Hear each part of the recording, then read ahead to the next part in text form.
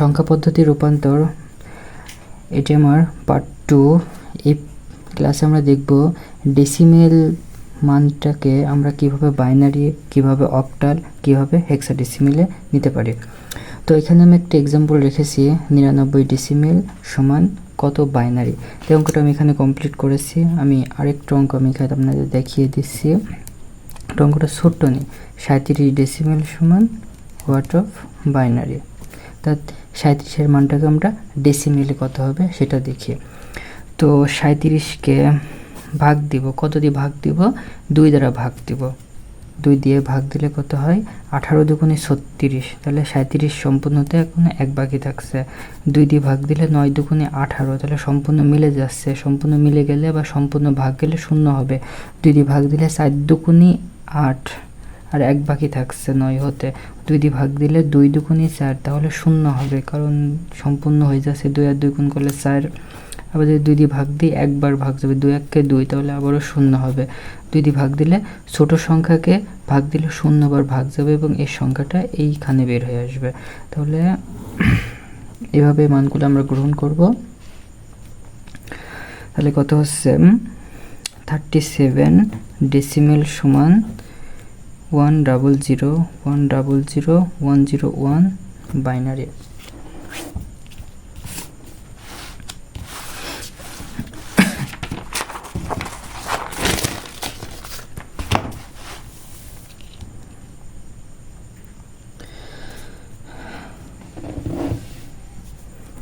আরেকটা এক্সাম্পল রাখি যে 23.31 ডেসিমেল সমান হোয়াট অফ বাইনারি। একটা দশমিক মান নিলাম, যে মানটাকে আমরা বাইনারিতে রূপান্তর করার চেষ্টা করব।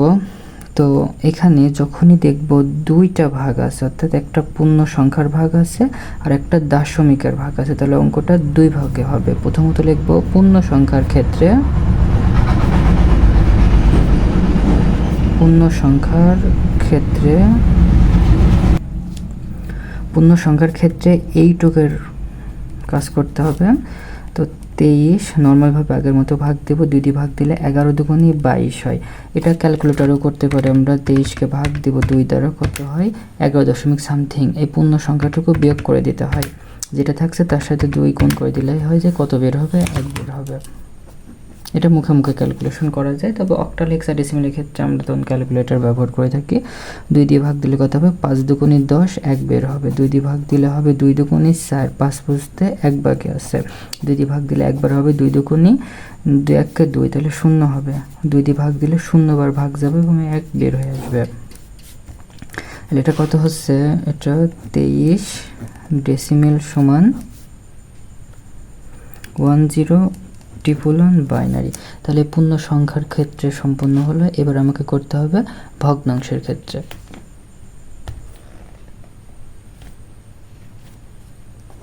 এই ভগ্নাংশের ক্ষেত্রে করতে হবে।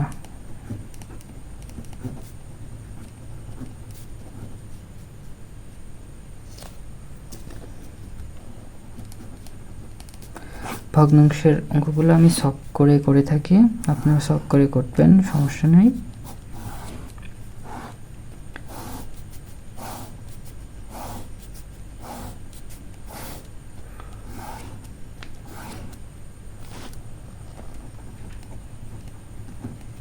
সংখ্যা, পূর্ণ সংখ্যা,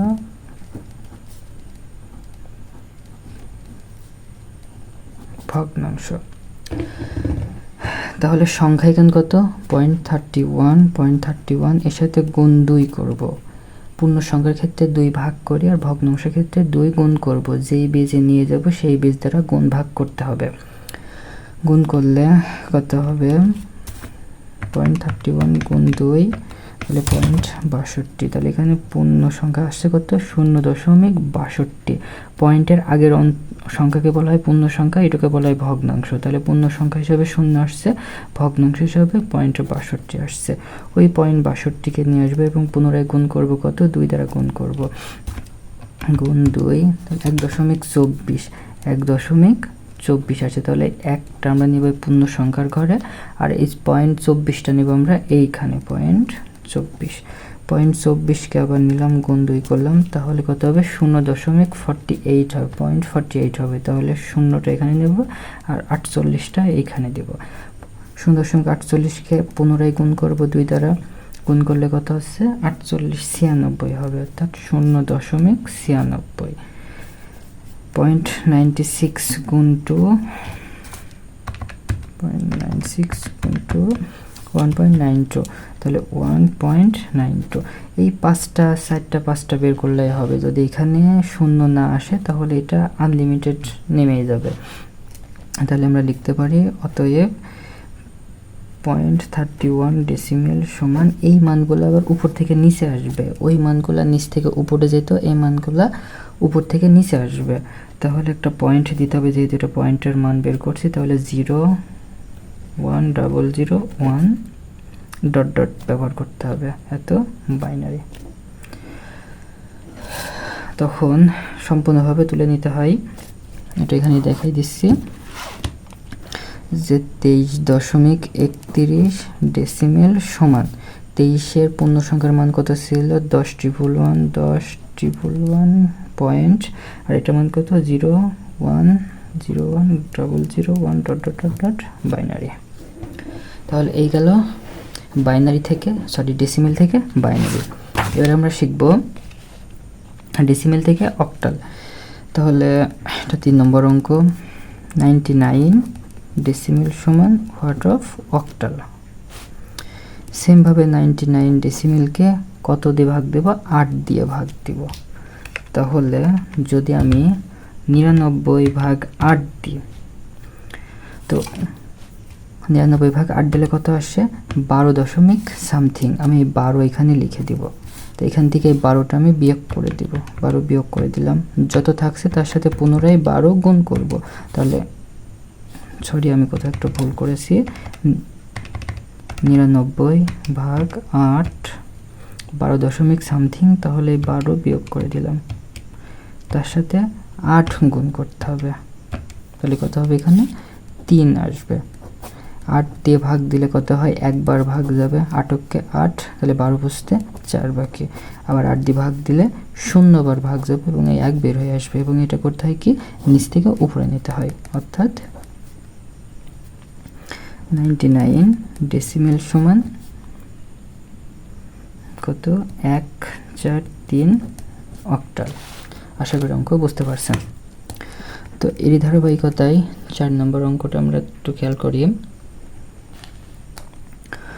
তো আমি একটা ছোট্ট অঙ্ক নিই, 55.63 ডেসিমেল সমান হোয়াট অফ অক্টাল। তাহলে পূর্ণ সংখ্যার ক্ষেত্রে আপনারা করবেন পুনরায়, আমি শুধু ভগ্নাংশের ক্ষেত্রে করি।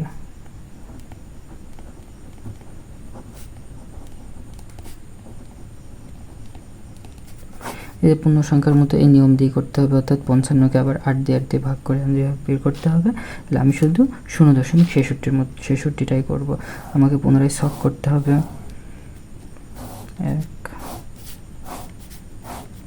এটা হচ্ছে সংখ্যা, পূর্ণ সংখ্যা, ভগ্নাংশ, সংখ্যা, পূর্ণ সংখ্যা, ভগ্নাংশ। সংখ্যা হিসাবে কত 0.66 গুণ, আগের অঙ্কে আমরা 2 গুণ করেছিলাম কারণ আমরা বাইনারিতে নিতেছিলাম, এবার আমাকে গুণ করতে হবে 8 কারণ আমি অক্টাল সংখ্যা পদ্ধতিতে মানটা নিতে চাচ্ছি। তাহলে 8 গুণ করলাম, তাহলে 0.66 গুণ 8 5.28, তাহলে 5 আসবে এখানে, 0.28 যাবে এখানে, 0.28 গুণ 8 2.24 0.24 গুণ 8 1.92 0.92 গুণ 8 7.36 আরও হয়ে যাবে, আরও অতএব 0.66 ডেসিমেল সমান 0.66 ডেসিমেল সমান কত আসছে, এটা উপর থেকে নিচে আসবে, তাহলে পয়েন্ট আসবে, যেহেতু পয়েন্টের মান বের করছি 5217 ... অক্টাল। আশা করি ডেসিমেল থেকে অক্টাল পদ্ধতিটাও আমরা বুঝতে পারলাম।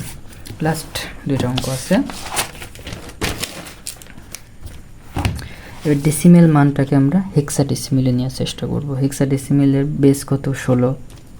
এই প্রত্যেকটা বেস বুঝতে, বেজের উপরে প্রত্যেকটা সংখ্যা পদ্ধতির উপরে আমি একটা ছোট্ট একটা ইতিহাসের উপরে একটা ক্লাস দিব নে, সেটা অবশ্যই করে নেবেন।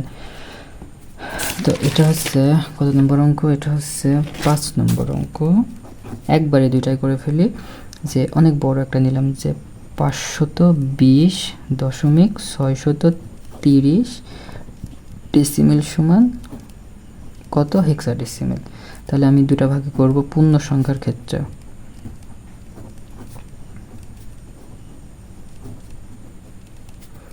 এটুকু হচ্ছে পূর্ণ সংখ্যা, 520 কত দ্বারা ভাগ করব, বেজ দ্বারা। তাহলে হেক্সাডেসিমেলের বেজ হচ্ছে 16, তাহলে সেই 16 দিয়ে ভাগ করতে হবে।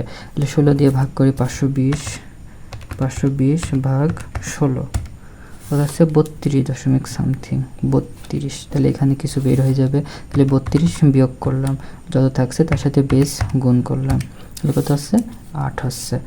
এখানে 16 দিয়ে ভাগ করলে 2 হবে, তাহলে 16 দুগুণে 32 শূন্য আসবে। 16 দিয়ে ভাগ দিলে ছোটো সংখ্যার মধ্যে 0 বার ভাগ যাবে এবং এই সংখ্যাটি এখানে বের হয়ে আসবে, এটা নিচ থেকে উপরে যাবে। তাহলে 520 ডেসিমেল সমান 208 হেক্সাডেসিমেল। এবার আসা যাক ভগ্নাংশের ক্ষেত্রে।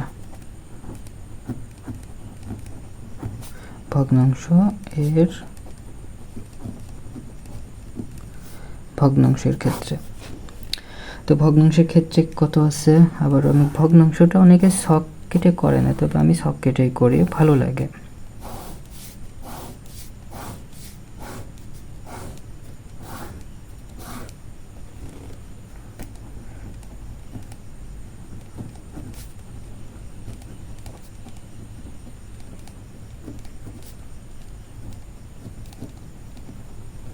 সংখ্যা, পূর্ণ সংখ্যা, ভগ্নাংশ দিলাম। তাহলে ভগ্নাংশতে সংখ্যা হিসাবে কত ব্যবহার করব আমরা, 0.630, তার সাথে গুণ কত হবে, বেস গুণ হবে, এর বেস কত 16, তাহলে 16 দ্বারা গুণ করতে হবে। 0.630 গুণ 16 কত হচ্ছে 10.08। তাহলে 10 এখানে আসবে আর এখানে 0.08 যাবে। বলে রাখা ভালো যে 10, 11, 12, 13, 14, 15 প্রত্যেকটা আলাদা আলাদা মান আছে। সেটা হচ্ছে এ, এটার মান বি, 12 মান সি, 13 মান ডি, 14 মান ই এবং 15 মান এফ। তাহলে 10 আসছে, 10-এর পরিবর্তে কত লিখতে পারি, এ লিখতে পারি, এটা ব্যাকেটে লিখে দিতে হবে। তারপরে 0.8 নিয়ে আসি, 0.08 সাথে 16 গুণ করতে হবে, তাহলে 1.28। এর সাথে আবার কত গুণ করলাম, 16 গুণ করলাম, তাহলে 4 দশমিক, তাহলে 0.28 গুণ 16, তাহলে 4.48। 0.48 এর সাথে পুনরায় 16 গুণ করব, তাহলে 7.68 থাকবে। 0.68 এর সাথে আবার 16 গুণ করব, তাহলে 10.88 আসছে। তাহলে 10কে আবারও এ লিখতে পারি। তো ডট ডট ডট আর লাগবে না মান বের করা, যেহেতু আমরা কয়টা প্রাইস 1 2 3 4 5টা মান বের করেছি।